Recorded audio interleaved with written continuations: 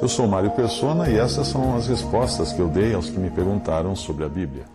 Eu tenho recebido muitas mensagens de pessoas perguntando se eu concordava com o que o Papa disse.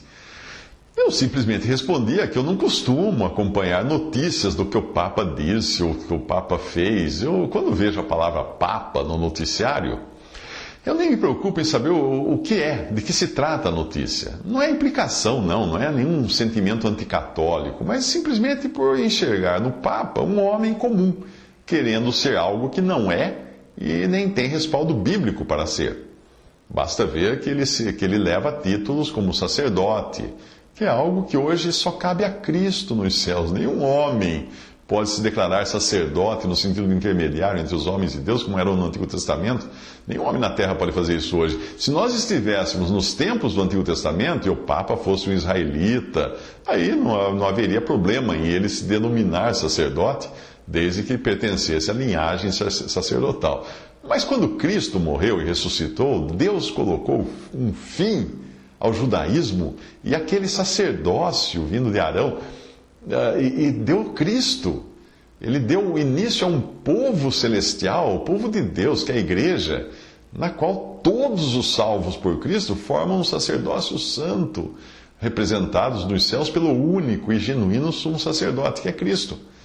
O apóstolo Pedro, que supostamente deveria endossar a existência de um sacerdote humano como Papa na terra, escreveu acerca de todos os crentes, a respeito de todos os crentes, que são pedras vivas, são sacerdócio santo, edificados sobre a única rocha reconhecida por Deus, Cristo. Vamos ver as palavras de Pedro.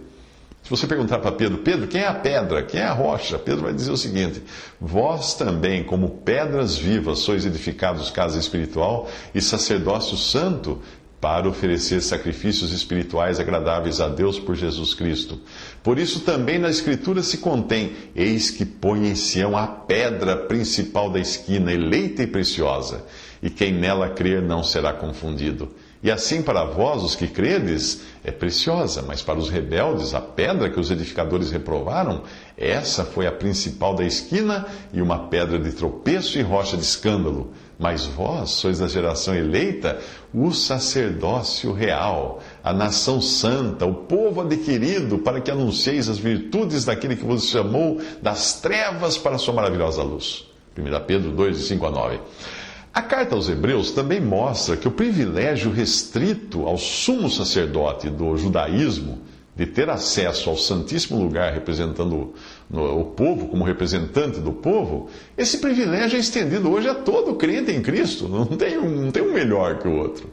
Lá diz assim: tendo, pois, irmãos, ousadia para entrar no santuário, pelo sangue de Jesus, pelo novo e vivo caminho que Ele nos consagrou, pelo véu, isto é, pela sua carne, e tendo um grande sacerdote sobre a casa de Deus, cheguemo-nos com verdadeiro coração e inteira certeza de fé, tendo os corações purificados da má consciência e o corpo lavado com água limpa. Retenhamos firmes a confissão da nossa esperança, porque fiel é o que prometeu.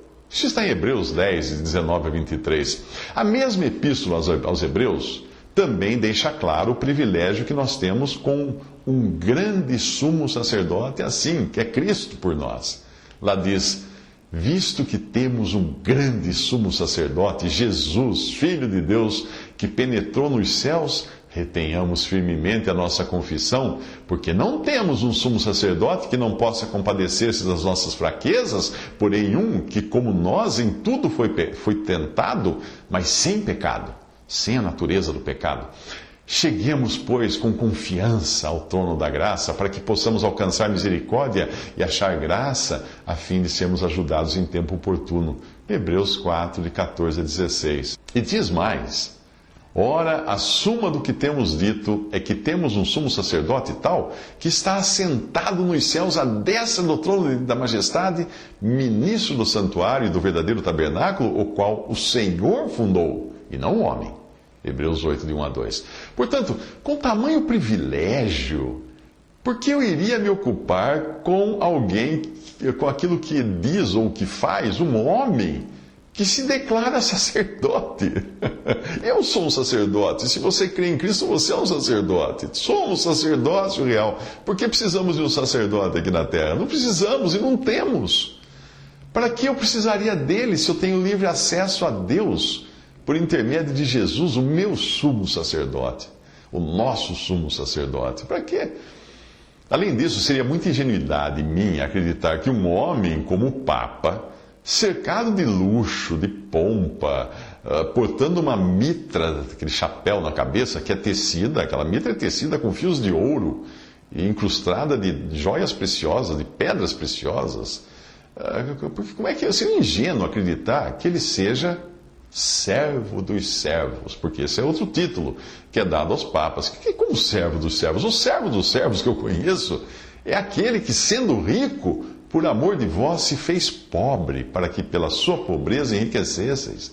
2 Coríntios 8, 9, versículo 9. Esse é o servo dos servos. O Senhor Jesus jamais aprovaria tamanha ostentação. Tanto ouro, tantas pedras preciosas, tantas joias, especialmente de alguém que diz representá-lo na terra. Isso é sério. Se você for um católico e admirador do Papa, entenda que essas palavras não têm por objetivo denegrir a pessoa que ocupa o trono papal, o ser humano que está ali. Não. O objetivo é exaltar Cristo, porque Ele é o único que merece a nossa total consideração, nosso total respeito, nossa total admiração como advogado e sacerdote diante de Deus. A devoção a Cristo não pode ser dividida com ninguém. Abaixo de Cristo, nós temos todos os salvos por Ele, igualmente sacerdotes, igualmente pedras vivas, nenhum melhor que o outro, nenhum maior que o outro. Porquanto há um só Deus e um só mediador entre Deus e os homens, Cristo Jesus, homem, diz 1 Timóteo 2,5. Mas não ache que eu desaprovo tudo no Papa, não. Tem algo que eu até gosto nele.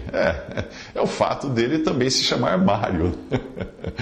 O verdadeiro nome do Papa Francisco não é Francisco, é Jorge Mário Bergoglio.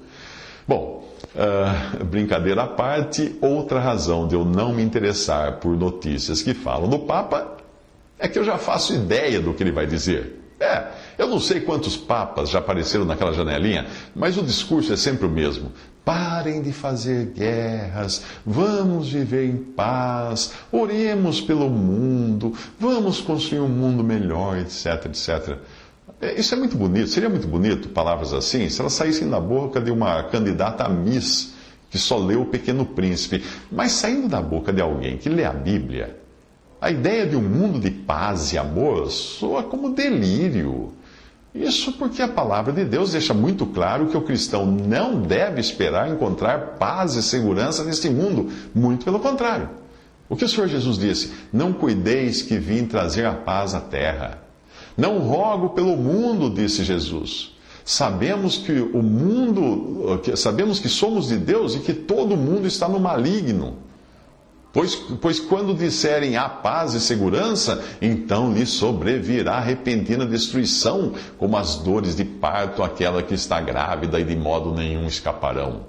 Tudo isso está em Mateus 10, 34, João 17, 9, 1 João 5, 19 e 1 Tessalonicenses 5, 3. Então como é que alguém vai querer pensar e se iludir achando que tem conserto um mundo que está maduro para o juízo?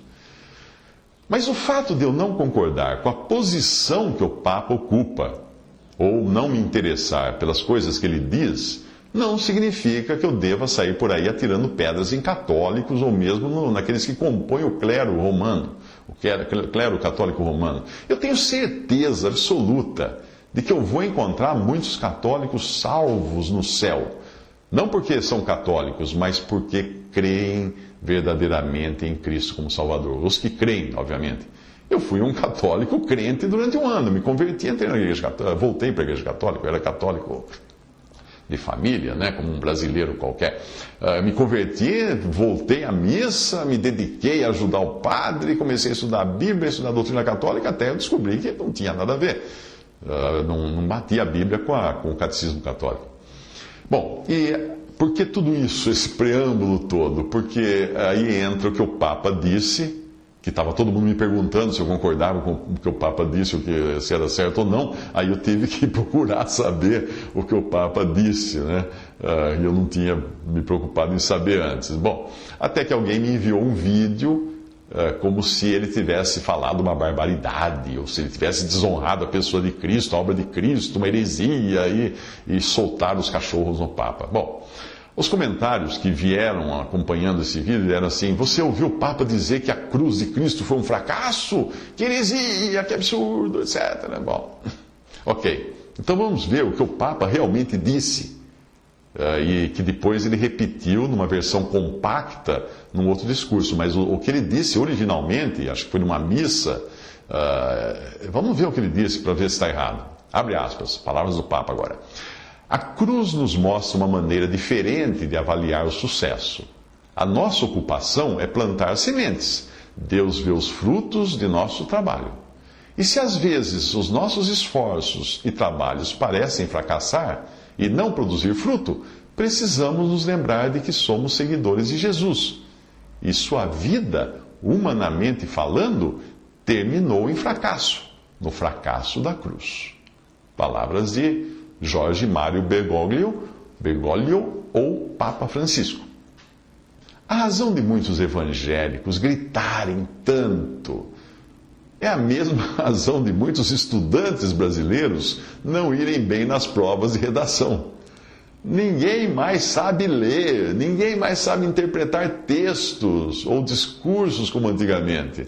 Será que você percebeu que o Papa disse que, humanamente falando, sabe o que significa humanamente falando? Ele está dizendo da perspectiva humana, tanto do trabalho do cristão como da obra de Cristo na cruz. Humanamente falando, terminou num fracasso a obra de Cristo na cruz, como é um fracasso a obra de qualquer cristão nesse mundo, humanamente falando. Se você dedica tanto tempo e dinheiro para levar o evangelho, como seus amigos incrédulos veem isso? Será que eles dizem: uau, que trabalho importante o Zé está fazendo? Ou será que eles dizem: o Zé é um otário, fica gastando tempo e dinheiro falando de religião para as pessoas? Pois é, para os seus amigos, humanamente falando, você é um otário. Do ponto de vista humano, as coisas de Deus são loucura para o homem natural. E é o que dizem a palavra de Deus: ora, o homem natural não compreende as coisas do Espírito de Deus porque lhe parecem loucura e não pode entendê-las porque elas se discernem espiritualmente. Mas o que é espiritual discerne bem tudo, e ele de ninguém é discernido. 1 Coríntios 2, 14 a 15. Paulo explica que tinha sido enviado para evangelizar, para que a cruz de Cristo não se faça vã, em 1 Coríntios 1, 17.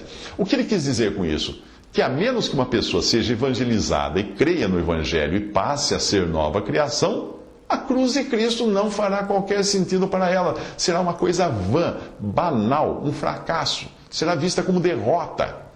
Afinal, que Salvador é esse ali pregado naquela cruz, cercado por malfeitores? Que fim inglório foi esse para alguém que era esperado para libertar o povo?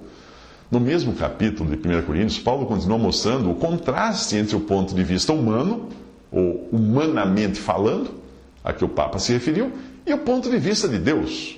Veja o que Paulo fala a respeito da cruz, porque a palavra da cruz é loucura para os que perecem, mas para nós que somos salvos é o poder de Deus. Porventura não tornou Deus louca a sabedoria deste mundo, visto como na sabedoria de Deus o mundo não conheceu a Deus pela sua sabedoria, aprove a Deus salvar os crentes pela loucura da pregação.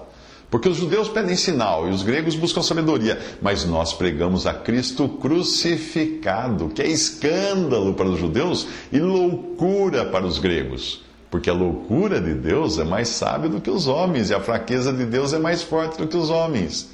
Porque Deus escolheu as coisas loucas deste mundo para confundir as sábias. Deus escolheu as coisas fracas deste mundo para confundir as fortes. Deus escolheu as coisas vias deste mundo, as desprezíveis e as que não são, para aniquilar as que são. 1 Coríntios 1, 18 a 28.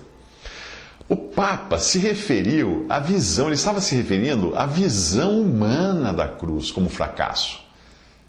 Mas ele também poderia ter dito que a cruz de Cristo é loucura, é escândalo, é fraqueza, é vil, é desprezível, porque são esses os adjetivos que Paulo usa, tanto para a mensagem da cruz como para os que creem nela.